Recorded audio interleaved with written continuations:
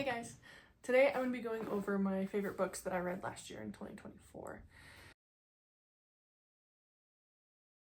So we're going to kind of split this up into 3 different categories. There's fantasy, and then there's also going to be contemporary and like self-help, or not exactly self-help, but kind of like, what would the word be? Psychological, improving your relationships books. So the first one that I want to talk about that I read last year is The Very Secret Society of Irregular Witches by Sengu Mandana. I loved this book. I actually was recommending it to so many people. This is about it's a cozy fantasy novel is how I would describe it, with a bit of romance. Yeah. So this is set in Britain, and she's always been under the influence of people telling her that she needs to hide her magic, hide who she is, keep her head down. And then she gets this mysterious offer to come and help these 3 orphan girls train them in their magic. And so she goes to this place, and it's just a really, really sweet story, very, very cozy. This is perfect for any time of year, and I'm glad I didn't wait till Halloween to read it, because I probably would have accidentally put it off. Honestly, one of the blurbs on this book says, "A warm and witchy hug of a book," which I would agree. One of my other favorites this year was The Historian by Elizabeth Kostova. This is set in multiple different areas. This is really kind of like a travel book, kind of like a travel. I was about to say a travel vlog, but that sounds kind of weird. If you ever read A Discovery of Witches, it's a lot like that. Honestly, if you like that one, I would say you would like this one, and vice versa. It's following people who are trying to kind of hunt down Dracula, and there's some mystery going on, paranormal things going on. It's and a lot of travel. Like, they go to Bulgaria, they go to a lot of places, but that one comes to mind first. But this was such a great book. It's a chunky book. Let me even check. It's over 640 pages. It's over 640 pages, but it's a really dense book. There's a lot of history going on and a lot of background information and a few different timelines going on as well. So it feels heavy when you read it as well.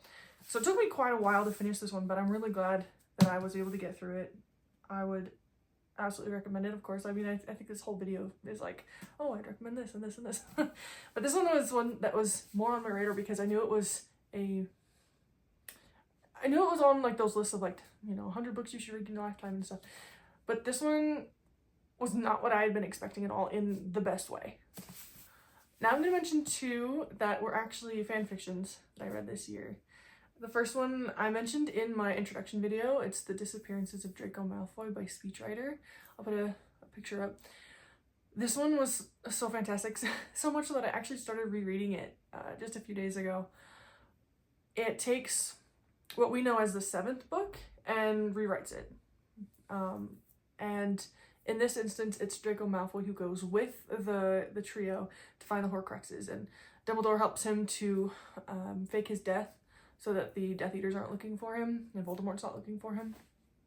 It's such a fantastic read, and if you're interested in Harry Potter but not being Harry Potter, if that makes any sense at all, this one honestly feels like Harry Potter, but it's not. It's not. It diverges from canon just enough that it was more of a satisfying read for me than the 7th Harry Potter book was, which I feel terrible saying, but it is true.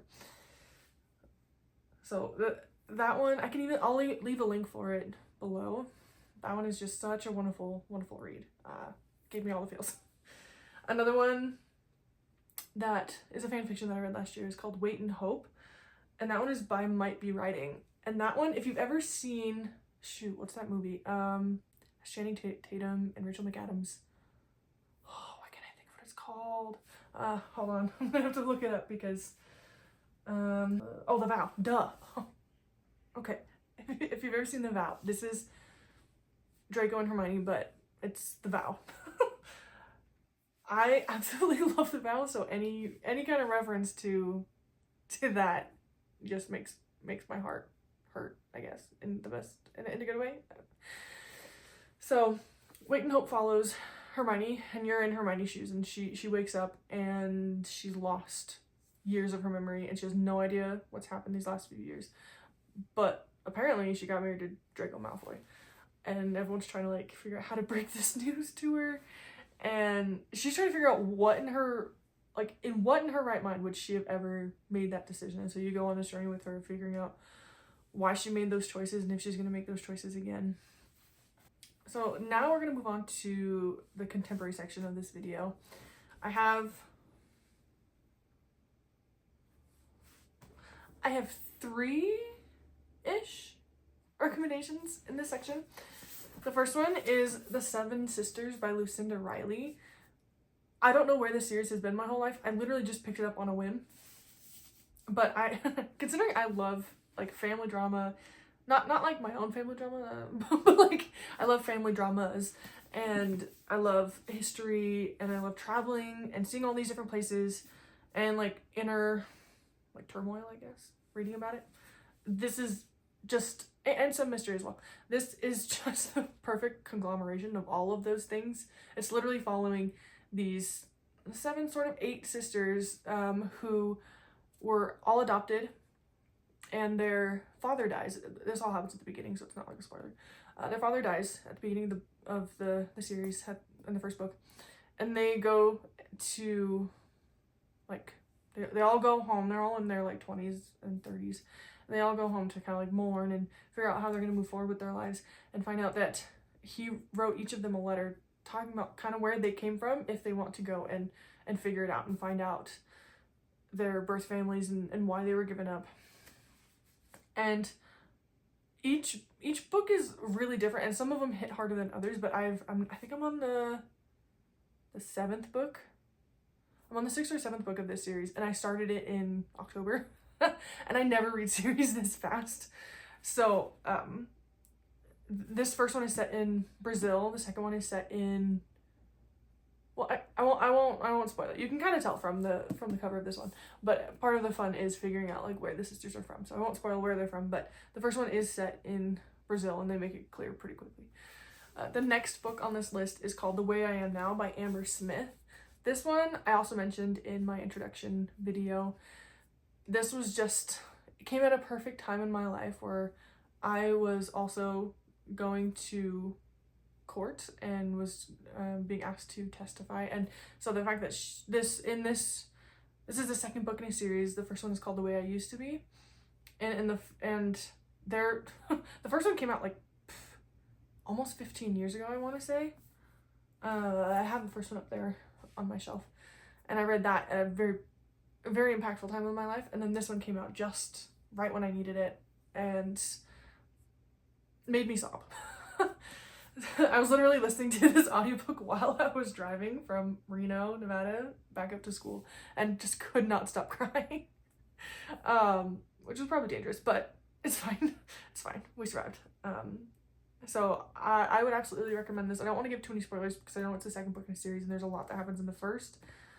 But I would recommend this series if really hard-hitting, kind of grieving books is something that interests you. And there's a light at the end of the tunnel. I will say that. The last 1/4 books that I wanted to mention in this video under contemporary, it's kind of contemporary. Its original material is contemporary, but it's now they're a manga now. So this is 1 and 2 volumes of Fangirl. I read all 4 last year and love them all because I love Fangirl. It's probably my favorite book of all time. So I finally read the mangas last year, and they were just so sweet and fantastic and just made me feel all the feels all over again. I mean, if you haven't read even just like the source material or the manga, like I'd recommend both. But yeah, I could go and talk about these ones forever. I really, really love these ones. So these were a wonderful surprise of last year. The last section that we have here is kind of like the relationship books / self-help that I was talking about. Self-help really doesn't describe it very well. That's why I say kind of like a relationship improvement books. The first one in here is The 7 Principles for Making Marriage Work. I read this one first out of all of these last year, pretty much. And this kind of follows a bunch of different marriages, and it gives advice on this Dr. Gottman, Dr. John M. Gottman. He gives advice on how they studied a bunch of different marriages, and they figured out what are some of the best ways to help improve a marriage and keep it from divorce, and also, you know, what are key indicators into deciding if this couple could potentially divorce sometime in the future.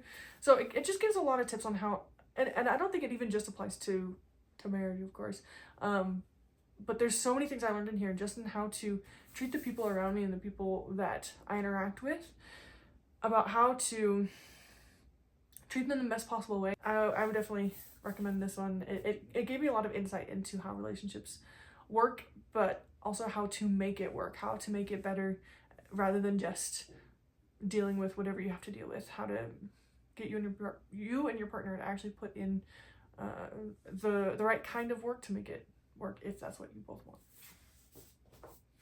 The next one I read last year out of this category was called Trauma and Recovery by Judith Herman. And this is just fantastic. I loved reading her insights on trauma, especially this is a lot to do with PTSD, and how, like, the beginning is all about the history, and wow, like it blew my mind, some of the things that we knew back in the like 1800s, and then just conveniently forgot about or filed away because the interest in the subject had died. Like, it just blows my mind, and that interest didn't come back until after World War II, World War I and World War II, where everyone was kind of realizing, oh, this has had significant trauma in people's lives, and maybe we should be studying it to figure out like how to make people's lives better. But we had known so much of this back in the 1800s, and so much research had been done on it and then just filed away. So it really kind of taught me a lot too about, like, I guess the craze of when something is really popular, whether it's on the internet or even with like a specific group of people like psychologists, where if that enough time goes by and we just forget what we've learned, if we're not consistently looking back and trying to progress forward and make, you know, new pathways. It was a really interesting read, not just for the historical aspects, but for things that I found within myself that were really helpful, or where I felt seen, where I felt validated. I definitely recommend this one if you're in the right space for it at this time. The last one that I want to mention in this section, which I also mentioned in my introductory video, is Adult Children of Emotionally Immature Parents: How to Heal from Distant, Rejecting, or Self-Involved Parents by Lindsay C. Gibson. I talked about it in that video, and I'll talk about it in this one as well. I'll probably talk about it for the rest of my life. I literally have recommended it to so many people in my life.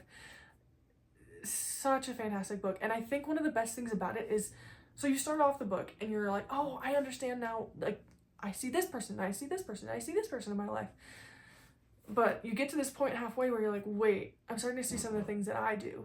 I see some of the things that I do that are not healthy. I see some of my own tendencies that are not okay, or expectations of other people that are not okay.